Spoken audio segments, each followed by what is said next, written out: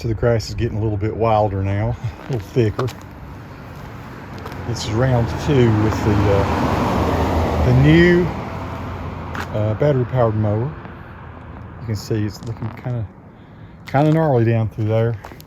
We've had a lot of rain here lately. So here's the Atlas Self Propelled ADV lithium, and did a great job first time, but the grass wasn't too tough. This time it's a little more substantial. Whew, so I'm just taking a break to show you what I'm doing, so you can see where I've mowed and where I've not mowed. With a strip down the middle, of course, where I've not mowed. So what I'm doing to save battery, I push it downhill, then let it pull itself uphill. It's not a problem at all to push it downhill. It's very easy. So I'm on a bit of a slope here, so I'm only letting it pull itself half the time.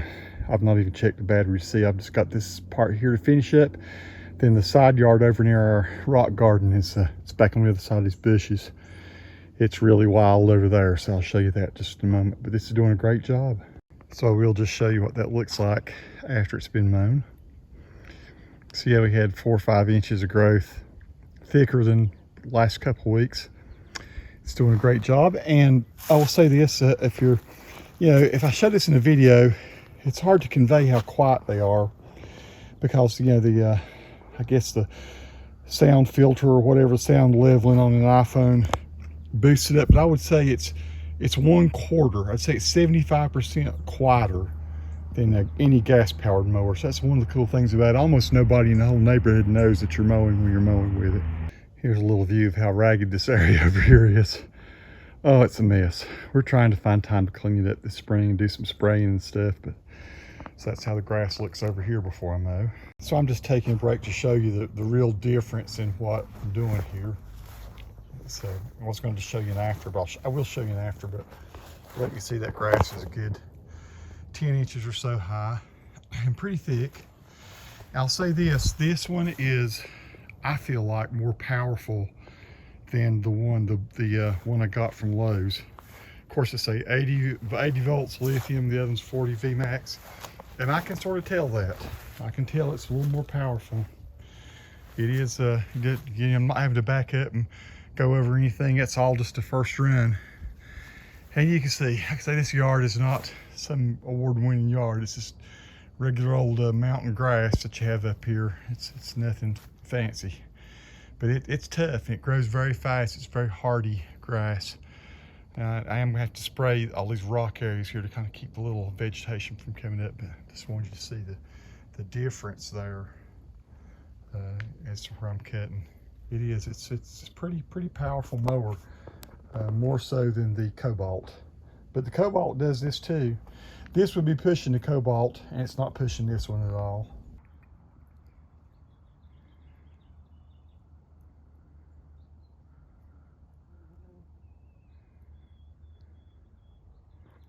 Okay, so I started mowing on a part of the yard I wasn't going to do. I just wanted to see how far it would go. It does, when you get to one bar, it just goes dead.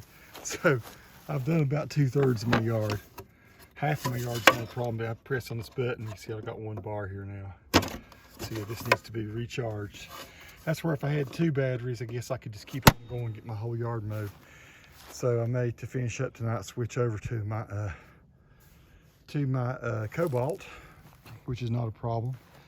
It doesn't get nearly the full yard either, but this one, since it pulls itself, it uses a bit. I'd say I can mow about 2/3 of an acre with this pulling itself when it goes up a hill, and me just pushing it when it goes down a hill.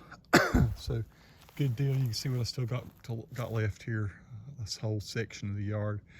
So it's getting late in the day, but I may go get the Cobalt and try to finish up, charge the battery up. I'm not disappointed with this mower. It's quite stout.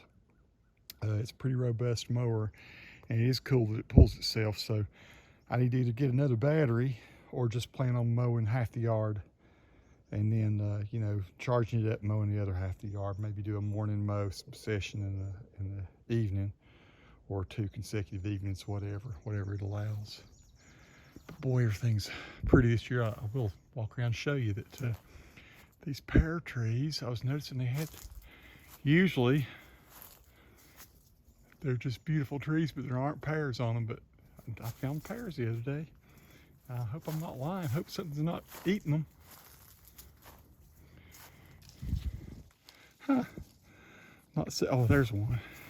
Definitely. See, I'm gonna have I see a good many pears up there and all too.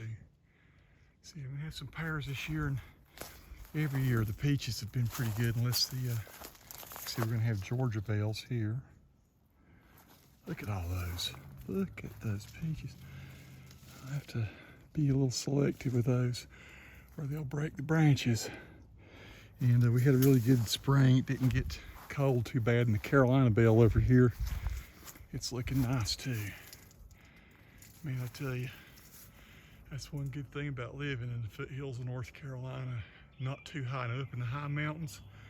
Where I grew up, we couldn't do this, but down here in the foothills, man, peaches grow great. And I love them, folks. Even though I'm diabetic and I can't eat too many of them, I have to be careful. We still can them and dry them, and I eat them a little bit at a time. I don't overdo it. Look at those. They're going to be good peaches this year, I think. Folks, got to make sure the worms don't get in them or anything. Once in a while, there'll be a nest of those old worms that'll get up here. Look at the top of that. Crazy, crazy cool. Well, I'll go get the other mower and finish up here, folks. Peace to all who watch. Subscribe to the channel if you like.